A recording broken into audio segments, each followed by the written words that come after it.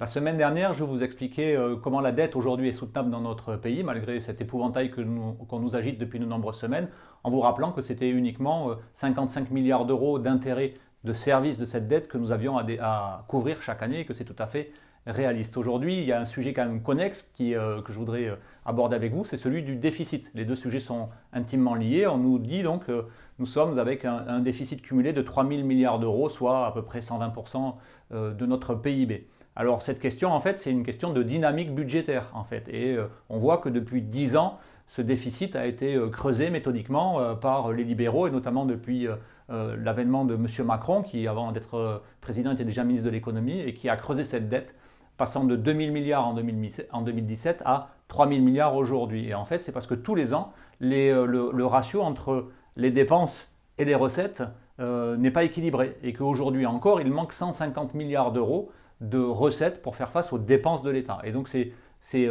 politiques qui sont menées par Emmanuel Macron, qui en faisant des cadeaux énormes aux plus riches, aux entreprises du CAC 40, font qu'on est toujours en déséquilibre en fait entre les recettes qui ne rentrent pas et les dépenses qui sont finalement assez équilibrées, assez stables, nous disent les économistes, pour payer les écoles, tous les services publics, hein, l'hôpital, la justice, la police, etc. Et donc on voit bien que c'est une volonté politique en fait d'être sur cette dynamique de creusement en fait des déficits publics et pour in fine nous dire, eux les Mozart de la finance qui nous donnent des leçons en nous disant vous allez vous serrer la ceinture parce que ça n'est pas soutenable. Et en fait on voit qu'ils en sont entièrement responsables et qu'il y a une solution très simple que le nouveau Front populaire mettra en œuvre dès qu'elle sera arrivée au pouvoir et qu'elle aura les manettes à Bercy, c'est simplement faire en sorte que les recettes soient à la hauteur des besoins du pays et qu'on arrête donc avec toutes les niches fiscales qui servent les plus riches pour soi-disant créer des emplois mais qui n'en créent pas, et qu'on retrouve enfin une dynamique budgétaire qui ne soit pas celle de creuser sans cesse les déficits,